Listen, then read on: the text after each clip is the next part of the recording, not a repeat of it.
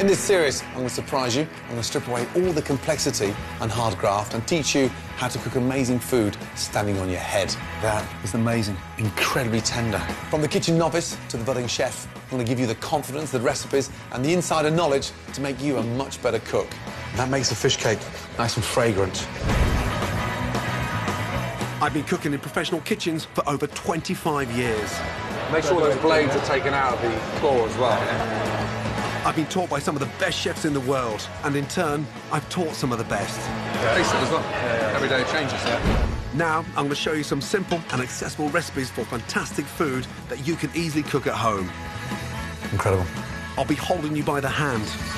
It's getting tastier and tastier. Teaching you everything from how to cook with chili and spice to baking, real fast food, and my ultimate feast recipes. This is the only cookery course you'll ever need.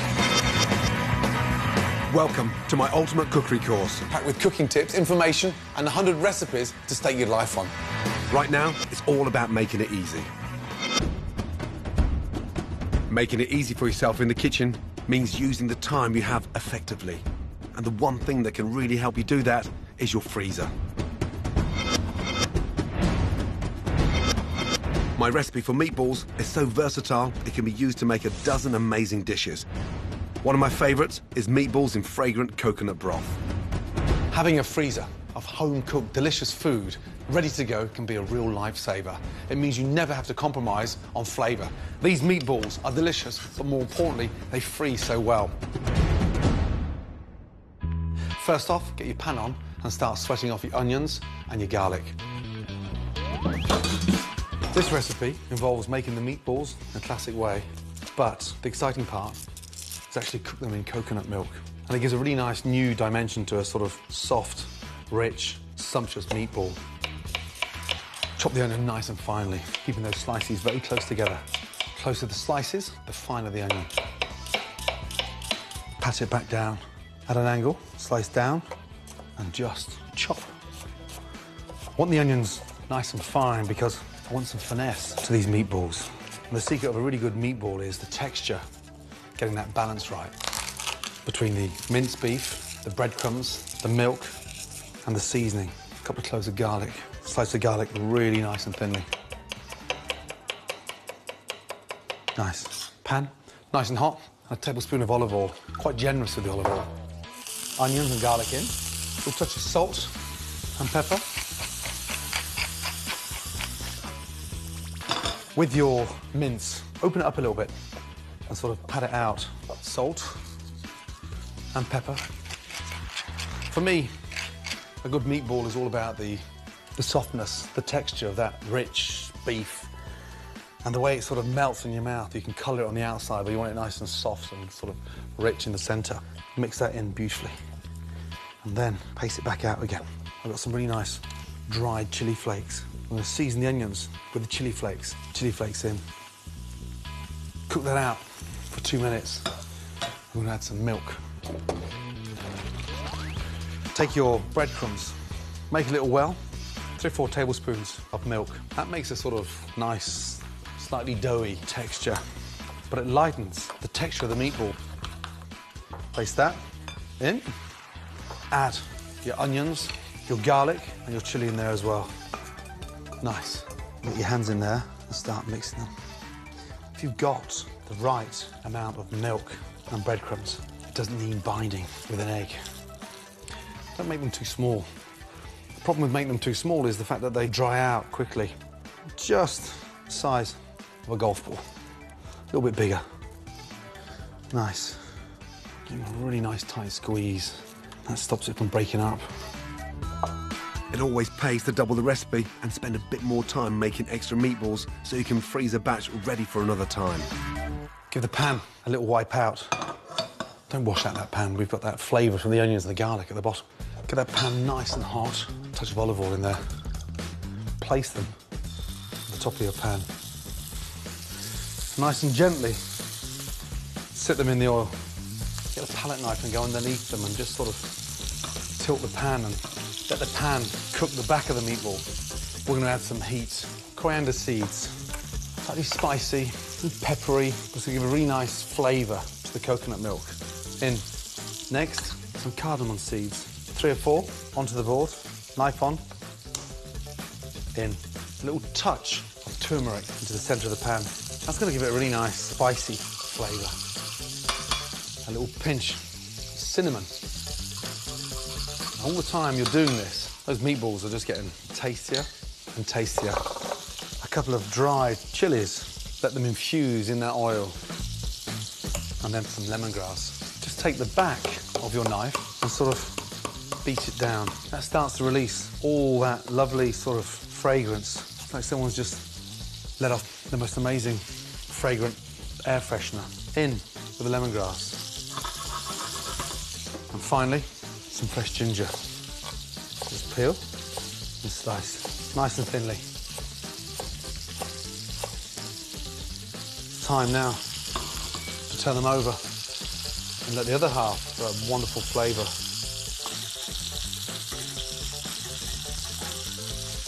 Chicken stock in.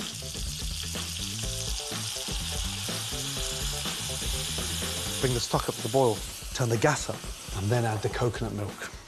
And I want the coconut milk just sitting underneath the top of the meatball. Coconut milk in, and that sort of gives it that creamy richness, but it's not heavy. It's a fragrant, light richness. Before we start simmering, check the seasoning. That nice, soft texture of the meatball, but that fragrant, light richness of the coconut broth. It's just going to cook those meatballs perfectly. Bring the broth up to the boil, then simmer gently for 8 to 10 minutes.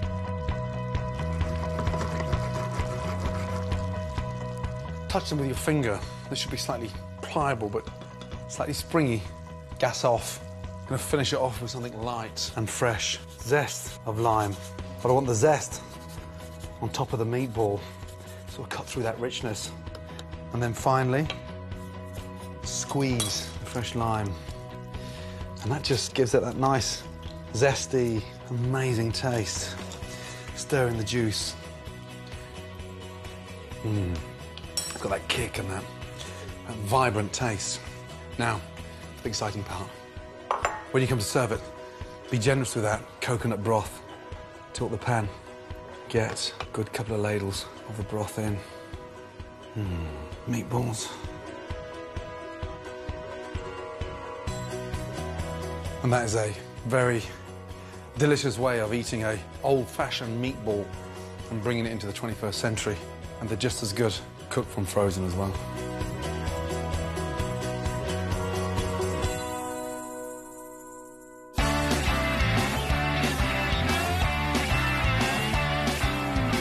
The secret to stress-free cooking is making it easy for yourself.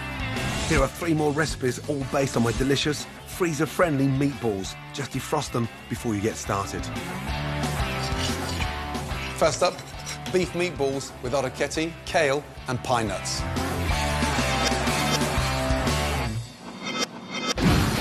Add meatballs to hot oil and brown. Meanwhile, cook orecchiette pasta. Then add chopped garlic to the meatballs. And shredded kale, a delicious green veg packed with vitamins which cooks in minutes. Cabbage is a great alternative if you can't get kale. Put in some of the cooking water from the pasta to steam through. When the pasta is cooked al dente, drain and add to the meatballs.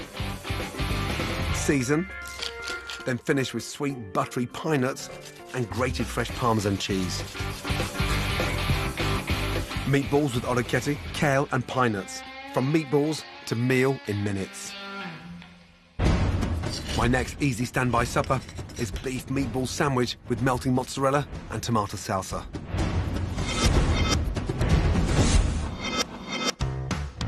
Top a lightly toasted roll with pan-fried meatballs. Then tear off chunks of creamy buffalo mozzarella, pile it on and melt it under the grill. For the tangy salsa, slice sweet red onion, then add juicy diced tomatoes and roughly chopped fresh coriander. Season and drizzle with olive oil. Spoon over.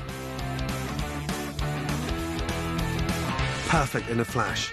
beef meatball sandwich with melting mozzarella and a tomato salsa, a sandwich to die for.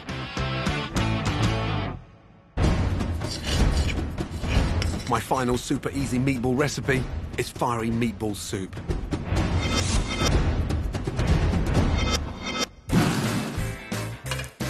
Fry chopped onion and finely sliced garlic in hot olive oil. Add cumin seeds for warmth and add your meatballs.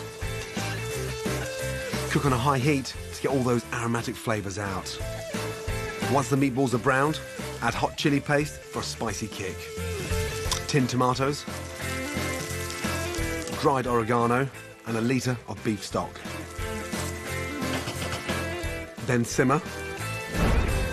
Next, add sweet corn and chopped courgettes.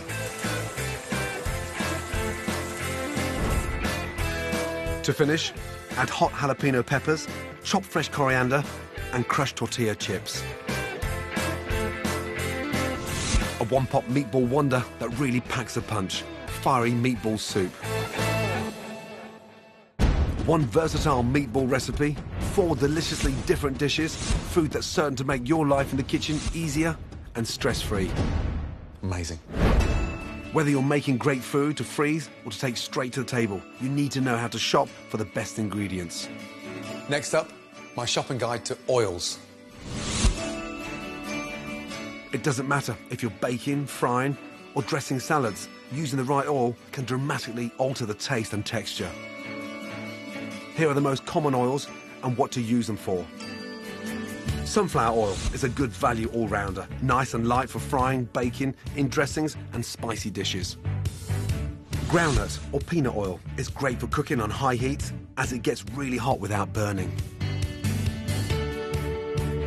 Sesame oil, a flavoursome, sweet and nutty oil, perfect sprinkled over Asian dishes before serving. Rapeseed oil is a healthier choice for using in salads. I love walnut oil. Fantastically fragrant, is brilliant for salad dressings and it gives cakes a distinctive flavour. But the oil I use most in my cooking is olive oil. To find some of the best olive oil sold in Britain, you have to go to one of the most unlikely places. An electrical shop in London's East End. Turkish-born Mehmet Murat has olive oil in his blood. My family's produced this olive oil for centuries. What he doesn't know about it isn't worth knowing. The very best extra virgin olive oil is first cold pressed. It's actually pressed by stone and then it's put through a centrifugal spinner which spins out all the bitter waters, and then you've got just pure olive oil, cold pressed olive oil, and you've got to taste it to believe it. Pour a little sample, slurp it, draw it in without, don't swallow it, warm it in your mouth, coat the whole of the inside of your mouth with it, and then swallow. It'll go down like fruit juice, and it will leave no greasiness or oiliness in your mouth whatsoever. Absolutely sensational. Beautiful. My favourite use of any olive oils is to pour it into a bowl, room temperature, rub some wild oregano into it, and get some fresh crusty bread and just dip it. It's food on its own. Don't need anything else. Coming up on my guide to making it easy. More simple but dependable tips. Give that butter a little whisk. Sort of makes the mixture a little bit lighter, slightly fluffy. My take on the ultimate baking must-haves. These 3 items are so cheap, yet they are so important to great home cooking. And a mouth-watering variation of the classic brownie. Once it's cooled down, take it out and start slicing. Welcome back to my ultimate cookery course. Next, on my guide to making it easy, I'll be creating a sweet treat to drool over. I want the chocolate like little matchsticks dotted around. But first, my quick guide to the basic kit you need to get cooking fantastic food. You don't need to spend a fortune on masses of kitchen equipment. Here are 3 more kitchen essentials. Whisk, spoon and spatula. These 3 items are so cheap, yet they are so important to great home cooking. A whisk.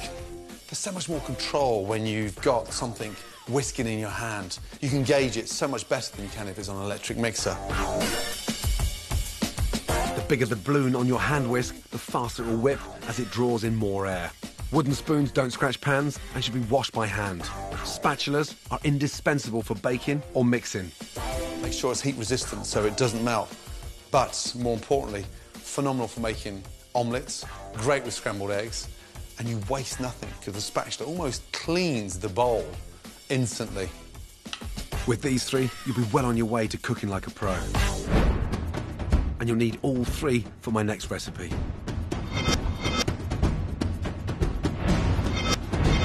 My take on classic chocolate brownies is guaranteed to put a smile on anyone's face, and not just when they're fresh out of the oven. Blondies. Stock up on these delicious blondies. They'll keep for up to a week, and it's a great way of getting ahead if you're expecting guests round. First off, melt the butter for the mixture. We've had hundreds and hundreds of brownies. The sort of white chocolate version, i.e. blondies, are amazing. A little bit more subtle. Keep a little knob of butter for the end, just to grease your baking tray. Turn the gas down and gently melt that butter. Toss the sugar into the bowl. Just give that butter a little whisk. It sort of makes the mixture a little bit lighter, slightly fluffy. Off with the gas. A pinch of salt in the sugar. Then make a little well in the middle and sort of whisk. You can see it's already gone nice and blonde. Love it. Give that a really good mix. And the secret with the butter being slightly warm, sort of, it melts the sugar. Get it nice and smooth. Lovely. A teaspoon of vanilla extract in. Next, lightly whisk in 2 whole eggs. Just give them a little beat. This is such a delicious recipe, yet so simple.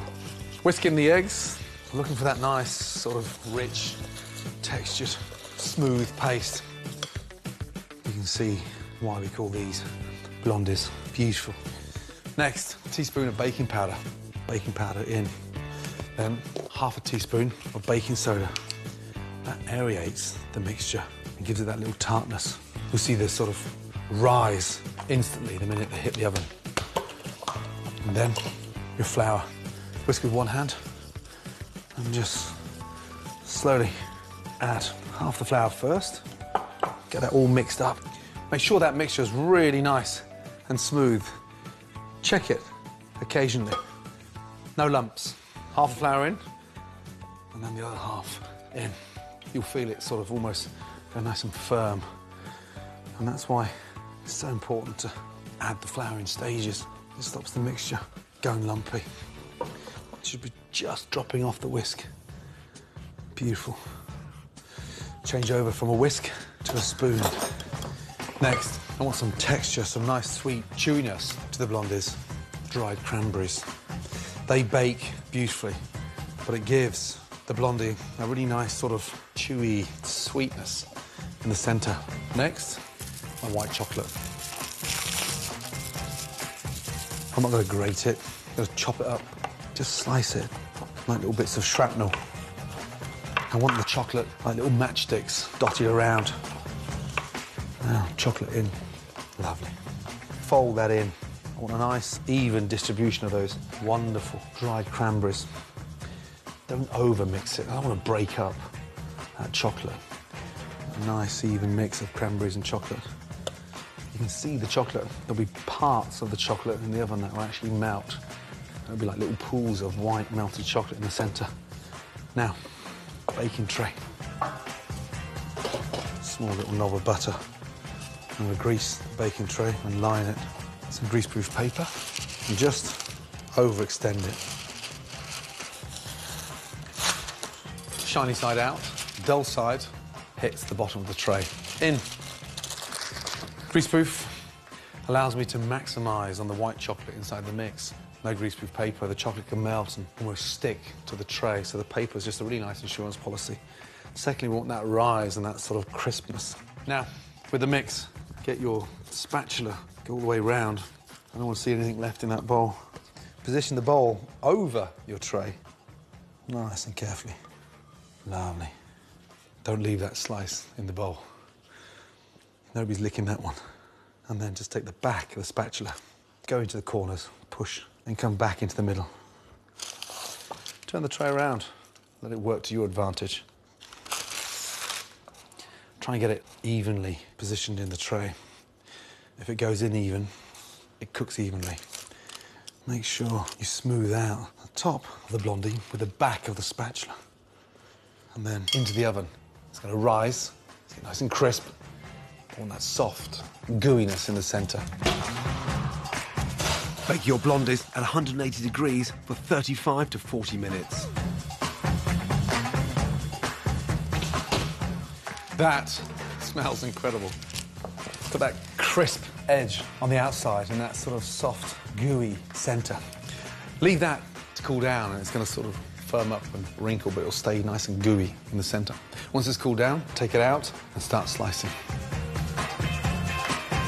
Mouth-watering blondies, a fantastic easy treat to have on hand for yourself or to share.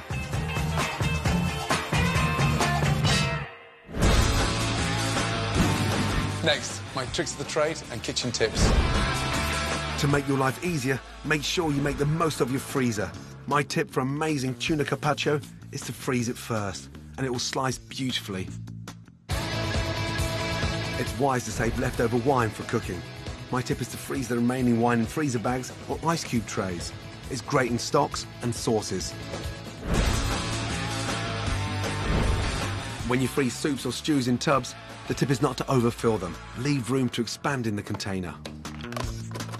A great tip for a cheese homemade ice cream: buy a high-quality vanilla ice cream and make it your own by mixing in berries, chocolate, or my favourite, rum and boozy raisins. A fantastic tip for leftover lemons and limes is to cut them into wedges, freeze and use them like ice cubes. They won't water down your drink and they'll also add flavour.